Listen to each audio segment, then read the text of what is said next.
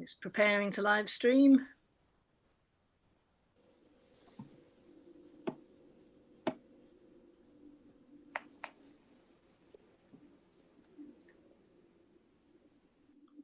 We are now live. Well, good evening, everybody, and welcome to tonight's meeting of the Licensing Committee. My name is Rodney Bates. I'm Councillor for Dean and the chairman of tonight's meeting. Just before we deal with apologies for absence, just two notices I want to give to start. Firstly, in the hopefully unlikely event of Wi-Fi being an issue in Old Dean, which is where I am at the moment, then the Vice Chair will hopefully take over immediately, but hopefully that won't be a need to occur tonight. And secondly, it has been this meeting has been scheduled for 2 hours. I have to say, it is not my expectation it will last for 2 hours. If it does last for 2 hours, I expect there'll be a delegation of councillors who will be seeking remedy with me after the meeting. But it's not my expectation, and therefore I don't think it's likely we'll need a break tonight. But if we do, then I will call for one during the course of the meeting. So can I ask, Mr. Scott, are there any apologies for absence? Thank you, Chairman. I have received apologies from Councillor Paul Deach. And members, are there any other apologies that anyone wishes to mention? I can't see anybody else raising their hand. Okay, so if we go on then to the minutes to confirm. Oh, sorry, who was that? Chairman, it's Vivian. Okay, yes, Councillor Chapman. You mentioned about your Wi-Fi. We might have a problem here tonight in our house because Bill's chairing an important health meeting for county, and our Wi-Fi can't take 2 meetings sometimes. So I've explained to Eddie about it. So if I suddenly disappear, unfortunately, I hope it doesn't happen, but that would be the reason why. That's fine. Okay. Thank you, Councillor Mrs. Chapman. You did advise of that. In the highly unlikely event of both of our Wi-Fi's going out, then the Mayor happens to be on this call, and therefore I may ask her just to intervene, but I'm sure that won't happen tonight. If we go on to the minutes of the meeting of the 29th of July, are you happy that we confirm the minutes? I won't be able to physically sign them, but are you happy that those minutes are confirmed for the meeting of 29th of July? Does anyone firstly have any issue about them? No. Can't see anybody. So can I just ask you to raise your hand if you're in favour of those minutes being confirmed? Thank you very much. So we've confirmed those. If we go on then to declarations of interest, does any member wish to declare any disclosable pecuniary interest or non-pecuniary interest with regard to items that may arise at this meeting? I can't see anybody raising their hands, so I'm going to take that as a no. We now go on then to item number 4, which is the proposed statement of licensing policy, and I'm going to ask Mrs. Lolly to introduce this for us, please. Thank you, Chairman. Under the Licensing Act 2003, we are required to prepare and publish a statement of licensing policy at least every 5 years. We're also required to keep the policy under review and update it as appropriate. Our current statement of the licensing policy took effect in February 2016 and is now due for review. We're required to consult on the draft revised policy as outlined in the revised guidance issued under section 182 of the Act. We intend to go further in our consultation than recommended in the guidance. I will run through the proposed consultees as part of this presentation at the end and welcome any comments on that particular part. We have had regard to the revised guidance when reviewing and updating the statement of licensing policy, and I hope that you find that it's easier to read and more self-explanatory. Subject to being given approval tonight, we are planning to go out to consultation on the draft statement of licensing policy from next week. The consultation period will last a period of 6 weeks, ending at the beginning of December, on approximately the 11th of December. As part of this consultation, we will also be consulting on the cumulative impact policy, which forms part of our current statement of licensing policy. The options with regard to the cumulative impact policy are outlined in the report attached to your agenda. The cumulative impact policy was introduced to limit the number and type of license applications granted in the area covered by the policy. That's the town centre, where there was evidence to show at the time that the number or density of licensed premises was having a cumulative impact and leading to problems which were undermining the licensing objectives. We now need to assess, as part of our consultation, whether there is current evidence to support a cumulative impact policy in the borough, or whether we need to remove it, or whether we need to amend it. In advance of the consultation, we welcome any comments on both the draft statement of licensing policy and the cumulative impact policy from the licensing committee tonight. Turning to the consultees, the revised guidance under the Act lists the statutory consultees, and they are the Chief Officer of Police for the area, the Fire and Rescue Authority, and persons and bodies representing of local holders of premises licences, club premises certificate holders, personal licences, businesses and residents. In addition to the statutory consultees, we intend to consult the following. Councillors will be informed by email early next week. Parishes will be consulted with parishes through their clerks, and all responsible authorities as listed in the policy will be consulted. We'll also be going to collectively Camberley, which I believe covers the town centre, residents associations, the Citizen Advice Bureau and Frimley Park Hospital, because they are all likely to be affected by the licensing policy as we move forwards. The policy will be available on the council website and through other social media. We are, as I said, planning to start the formal consultation next week, ending on approximately the 11th of December. And that's really all I wanted to say, because I think the rest is covered in the report. Thank you. Thank you very much, Mrs. Lolly. Can I ask members any questions or comments that anyone has about that?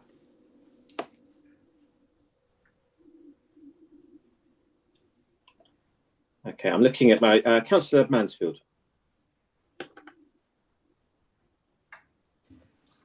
Thank you, Chairman.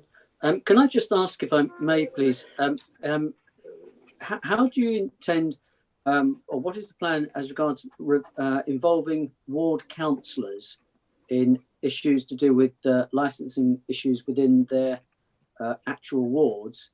And as regards involving, in what way will they be involved during this consultation process? Thank you, Mr. Chairman. Mrs. Lolly, would you like to add anything to that? We will be writing to all councillors. We have a letter prepared to be sent to you, advising you what we'd like you to have a look at, directing you to the website where the licensing policy will be set up, and inviting comments really from anybody who has a view, who wants to comment on what we're doing at the moment. Thank you very much for that reply. Oh, thank you. And just, I think Councillor Mansfield makes a very good point. And I think if there are particular ways that any member feels that it could be additionally added to, then now is the time to do that, because this is the policy that will be going out to consultation. It's really important that we get your views about that. So if there are ways in which it could be improved in any way, I know officers are very keen to have your input and support for this. So please do make sure that you feed those in as part of the consultation process. Are there any other members that have any questions or comments about this? Okay, I can't see any others. I'm just going to flag up one particular issue, particularly for those members who are on the executive, which is in regard to the issues raised about the cumulative impact policy. That's clearly something which you as an executive will need to think about going forward, because of the various plans that you may have regarding the town centre in due course. So it might be something that you want to discuss privately, and again, as part of the consultation, make sure that that is actually fed back into this consultation process. But I will leave that with you to do. So if I go back to page 7 of the report, the Licensing Committee is advised to note the contents of this report and to approve the attached draft statement of Licensing Policy 2021-26 for consultation, and asked to note the requirements with regard to the cumulative impact special policy. Can I ask those who are in favour of that to please raise your hand? Just checking. I've got 2 screens, so I'm just double checking. Any members who are against? And any abstentions? Okay, I believe from that was unanimous. Thank you very much for that. If we go on then to the Licensing Act summary of delegated decisions, and this will be in two parts. So firstly, in a moment, I'm going to ask Mrs. Barnshaw just to give the update on the licensing decisions made.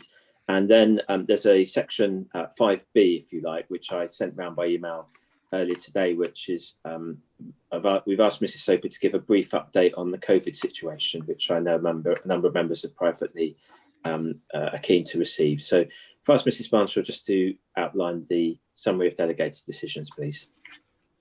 Good evening, everyone. I don't know if did everybody get a copy of this? So the copy of the list of licenses issued under delegated authority, they are obviously you can see the list. They are slightly down. Club premises certificates and variations, they're nearly always zero. We very rarely have any changes to those, but we've had a few new premises licenses go through. Temporary event notices are the most significant drop. So from 169 last year, overall last year, we're at 3 for this sort of 3-month period. So that's it really. Any questions? Does any member have any questions about that? I can't see any. Okay, so that was just to receive an update on that and to note that. So there's no actual decision that's needed for that or resolution. Therefore, can I go on to Mrs. Soper, please, just to give a brief verbal update on the COVID situation for us? Yes, thank you, Chairman. I was asked to give a verbal update on the COVID-19 regulations and how they're applied locally. As members will be aware, there has been a number of changes to government guidance over a short period of time, and over the recent weeks, the government has introduced a number of new regulations to seek to control the spread of coronavirus. Officers have been working to get up to speed with the new legislation and the associated government guidance, and new powers have been made available to the district and borough councils, where previously the enforcement lay with Surrey County Council Trading Standards and the police primarily. So these are new powers that have come to Surrey Heath Borough Council, and we are seeking the appropriate authorisations at the moment. The local authorities have been told we must take proportionate actions to seek compliance with the new coronavirus regulations, adopting an educative approach initially, but we now have fixed penalty notices as an enforcement tool. The level of fines for the fixed penalty notices is wide-ranging depending on the type of offence and whether it's a repeat offence, and they range from £50 to £10,000 depending on the offence. The police continue to lead on enforcement in relation to breaches of requirements placed on individuals, including employees, for example, the wearing of face coverings in public places by the employees who choose whether to wear face coverings or not. The local authorities are leading on the obligations that have been placed on businesses, and the main ones which you will have heard on the headlines are regarding business closure. There are still some businesses that have to remain closed: nightclubs, dance halls, discotheques, sexual entertainment venues and hostess bars. There's also restrictions on opening hours, which is new, which means certain premises, hospitality takeaways, entertainment venues and leisure facilities have to close at 10 p.m.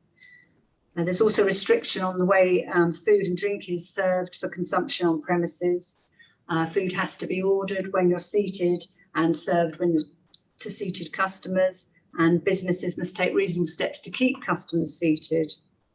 There's also requirements on businesses that are now enforceable regarding maintaining the rule of 6 and social distancing inside premises. So that's looking at the restrictions about the size of bookings, size of groups that are admitted to a premises, controlling any mingling in premises, such as hospitality, leisure premises, and also social distancing within what we call close contact services, such as hairdressers, beauty salons, and also community venues, and also the separation of tables within hospitality, and also restrictions on singing, dancing, and the volume of music to reduce the potential spread.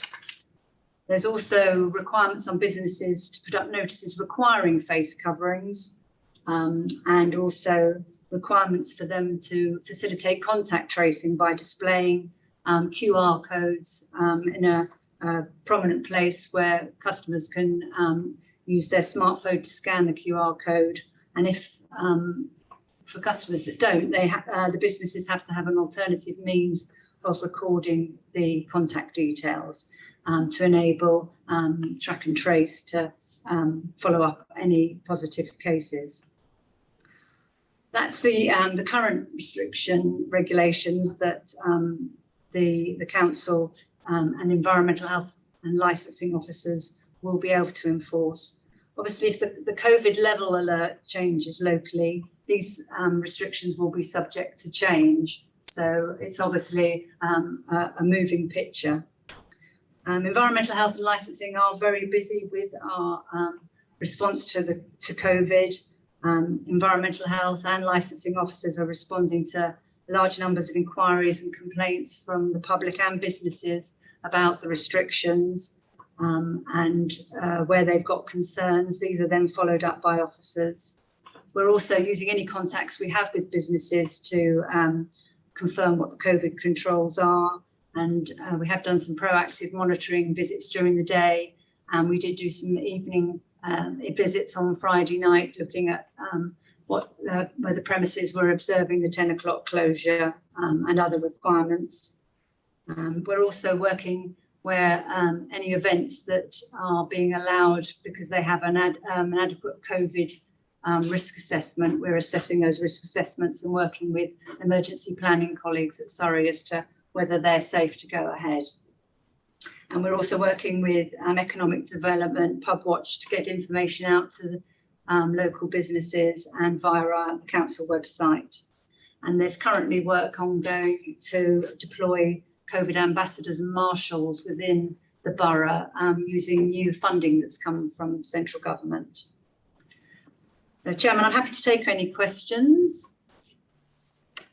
Okay, I've got a number of people who want to raise questions on this, and I've got some as well. So in order, I'm going to make this down. I can see Councillor Adams first, and I've got Councillor Whitcroft, Councillor Mansfield, and then I'll ask a couple of questions if they don't raise them first. So Councillor Adams first, please.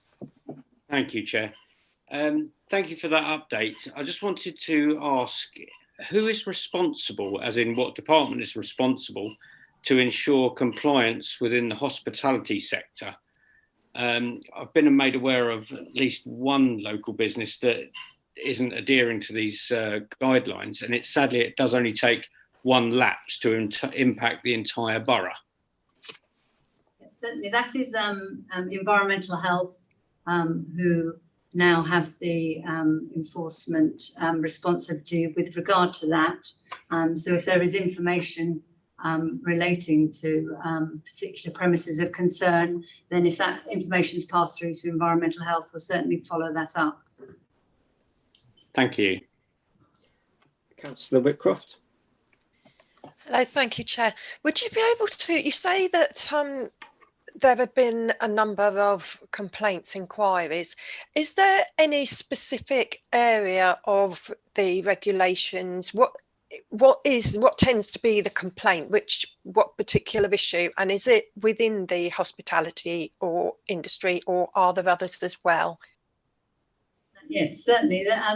We've had quite a range of complaints. We have had them within hospitality relating to separation between tables, and within close contact services with whether staff are wearing personal protective equipment, face coverings within hairdressers and barbers. We've also had complaints where people have been concerned about social distancing not being observed, for example, queuing in retail premises. So it's quite wide, the range of complaints that we've received. And a lot of the contacts we've had are where people are perhaps confused about what the requirements are, which is understandable given the complexity and changing nature of the requirements. Thank very you. much. Councillor Mansfield. Thank you very much, Chair. Obviously, we're in extraordinary times, and I think this is going to be probably one of the most challenging roles in a way to actually roll out. I was interested to hear your point about how you're going to hopefully publicise this, but I it's difficult enough at the moment for businesses. Whilst I have, at the end of the day, people should adhere to the rules because it's going to get worse. And I certainly speak as a ex-NHS, etc. I just would like to know, when you refer to things like fixed penalty notices, is this going to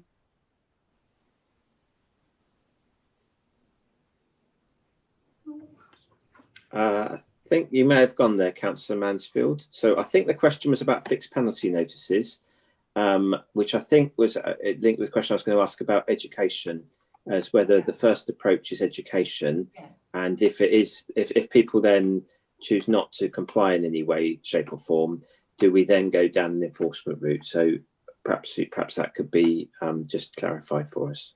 Yes, certainly, Chairman. The fixed penalty notices are an enforcement tool, but as with oral enforcement that environmental health and licensing carry out, our approach is proportionate, and we start off with an educating approach, engaging and in educating, explaining the requirements, encouraging compliance, and resort to informal notices or fixed penalty notices would be the last resort. But particularly if we get repeat complaints and informal approaches are ignored, then we would have those notices at our disposal. Councillor Mansfield, you cut off slightly. Did that answer your question? Yeah, yes, it did, and I do, thank you for the answer. I say the internet at the moment isn't particularly good tonight, but thank you very much for the reply. I just think this is going to be a really huge challenge, and sadly, some of our, the people that are making these decisions from on high, there's a compliance issue even there, and I think this is going to be very difficult and challenging. And I do wish your team all the very best, because it is urgently needed. Thank you. Thank you. That was a fair comment. I think there's certainly been a huge amount of hard work which has been highlighted already there by officers. I'm just going to ask a couple of questions and then see if any other members have got any. So firstly, I think you mentioned that you went out, or members of the team went out to have a look on Friday night to see about closure. Were the licensed premises complying with the law? I'm sure they were, but if we could just have a reassurance around that. And secondly, there's obviously been a lot of discussion nationally about the impact of a 10 o'clock closure, and whether or not that just means that people congregate out in the streets instead. I just wondered what if any, observations you had around that. And then the final question I just wanted to raise was this issue about separation between tables. I have heard that informally, that it's a bit of a mixed picture around the borough. And I'm assuming that where that complaints of that nature may arise or get fed into the team, that again, we're looking at an educational approach in the first instance, so that people could be asked to move the tables, the landlord, etc., rather than again, kind of a heavy-handed action. And sorry, just one final point, which I forgot to mention. I believe the COVID ambassadors have been advertised today. I think I saw an advert for them. So I believe we're looking at actually recruiting those people in the very near future. Mr. Passion might be able to update us on that, perhaps. Yeah, Chairman, thank you. With regard to your question regarding our observations on Friday night, we undertook the visits about starting around 9:30 to walk around the town and observe social distancing within premises, and then we stayed till about 10:30 to see observation of the 10 o'clock closure. In terms of social distancing within premises, we did identify a couple of premises where we felt that follow-up was required, particularly with regard to controlling the mingling of customers and groups. So that's something that we are following up. We did observe some premises where they didn't have the QR codes displayed in a prominent position at the entrance to the premises, so they're going to be followed up. Also some around where signage for mask wearing wasn't in place. And with regard to the 10 o'clock closure, there was one takeaway who seemed unsure that they were covered by the closure, but they are actually, it is a closure for takeaways, but they can carry on doing delivery and click and a click and collect approach. And there were some restaurants where they were obviously slow to get some of their customers out. Obviously, it's quite a difficult job to get your customers to leave. But yeah, certainly our follow-up approach will be an informal educative approach initially. We won't be looking to do any more formal enforcement. In terms of the tables issue, that is one that did cause quite a lot of confusion in the industry, where the talk of the 2 meters, then the 1 meters plus. So the separation needs to be between the people at the tables, either 2 meters or less than 2 meters if you've got other measures in place, such as screens. And a lot of the premises we observed have used screens to sort of create separation booths. But where there have been concerns from members of the public, we've explained the regulations and followed it up with the premises. We have had some where they have removed tables or moved tables further apart in response to our requests. Thank you very much for that. The last point was the COVID ambassadors. Oh, yes, yeah. Tim, did you want to? Yeah, if I could, please, Chairman. Yeah.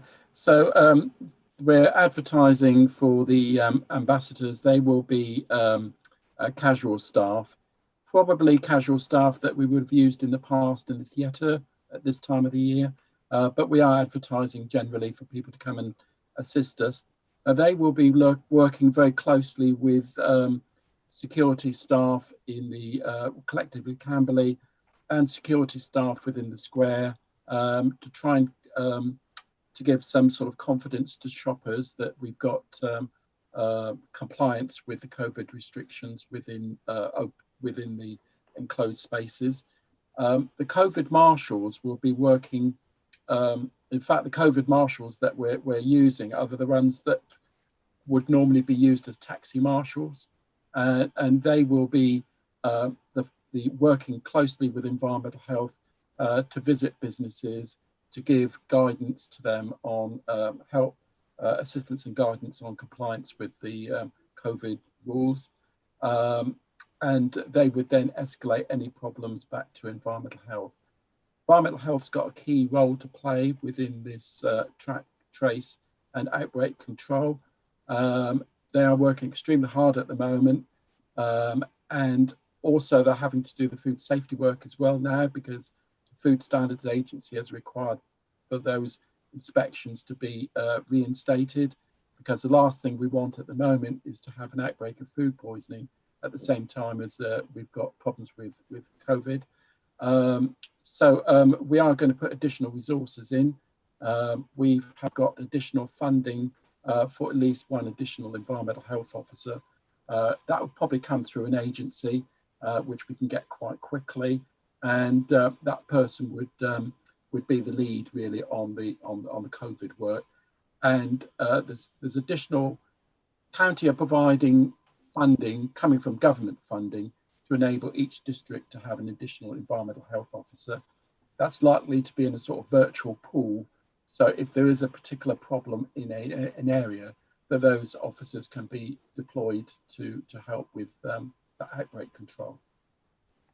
Thank you very much. Councillor Brooks, I think you had your hand up. Thank you. Yes, I did indeed. It was just having the delights of working in Bagshot. I occasionally have to go to the co-op and to the M&S at BP station to buy a sandwich. On several occasions, I have witnessed somebody not paying any attention whatsoever to wearing the mask going into the shops. More than one different person, they just march in, they go up, they pay for their goods, and they leave. There doesn't seem to be any way, any redress or any way of sorting that sort of situation out. I realise it must be extremely difficult for the shop staff, also very difficult for a member of the public, because invariably these people aren't the most easy to talk to, and therefore it's probably not wise to engage with them. Now, having said that, presumably these places have CCTV and all sorts of things like that. Will there be any way of the police or the marshals or anybody talking to those shops and maybe sort of helping them with how they deal with such situations? Thank you. I'm not sure who's going to answer that, on Mrs. Soper or Mr. Passion. Can I invite one of you to do so? I'm quite happy to, I mean, obviously the wearing of face masks is quite a difficult area with regard to enforcement, as there are a number of exemptions for people who don't have to wear masks, which makes the very difficult for the businesses and for the enforcers to work out the best response.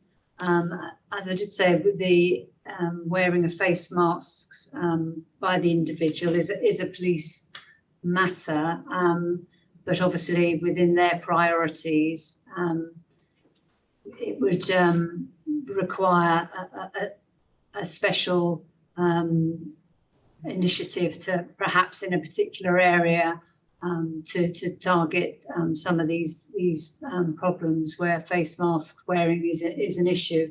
But certainly we can engage with businesses, the marshals can engage with businesses and see if they can assist with promoting the wearing of masks. The presence of a marshal may make people more aware of the need to ensure they're wearing face masks, and increase signage, maybe also something that could assist in that area. Okay, thank you very much. Are there any other questions about this, Councillor Adams? Sorry, yeah, just one very small point. You mentioned about there was some compliance issues following your visit on Friday, and that these will be followed up. Do you know what the time scale is between obviously the error in compliance and them being followed up? Yes, certainly contact with the business owner was initiated straight away, and a meeting is being arranged for before the weekend with the owner of the premises.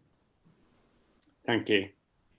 Okay, are there any other questions? Let me just double check both screens. I can't see any others. Oh, well, Mr. Soper, thank you so much for that report. As you can tell, there's a lot of questions at the moment from members about this, and I'm sure for members of the public as well.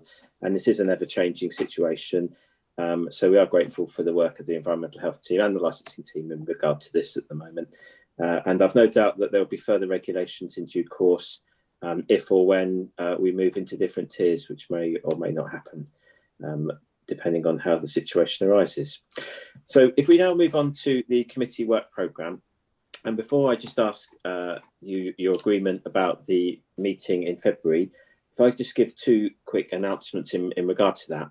The first is that in discussion with the Vice Chairman and with officers, we are keen to look at doing some committee training.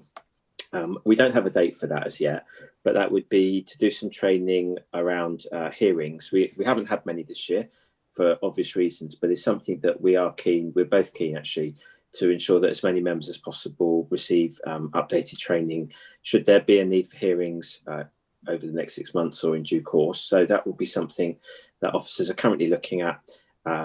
And as soon as we've got that information, we'll let you know about that. And secondly, we know that a number of councillors have received recent contact regarding the taxi licensing situation. Now, just so you're aware, Mrs. Barnshaw has been in contact with a particular individual, and we are looking at arranging a meeting to discuss that in more detail, and I'm hoping to attend that meeting. But the reason for flagging that up is because the draft taxi licensing policy is due to come back to the next meeting, which will be in February. So our hope is that we will be engaging with people raising issues about the policy or concerns about wider issues, so that will then come back for February. But we know a number of councillors have been contacted privately, and we just wanted to reassure you that there has been some work behind the scenes in order to try and suitably respond to people who may have got in contact with you. So if I just draw your attention to page 57, which is the work programme, and it's proposed that for the 3rd of February, which is our last meeting of the year, that we consider the statement of licensing policy, having looked at what the consultation responses are. We look at the draft taxi licensing policy that would then go out to consultation. We consider hackney carriage and private hire fees. We have the licensing and environmental health team's annual update, and again, the summary of decisions. So can I ask for your agreement for that work programme? If you're happy with that, can I just ask you to raise your hand? And I believe that is unanimous. Members, thank you very much for your attendance remotely this evening. And hopefully you can now go and have some dinner or watch the football, which is what I'm going to be doing. Thank you very much for your time. Thank you, Chairman.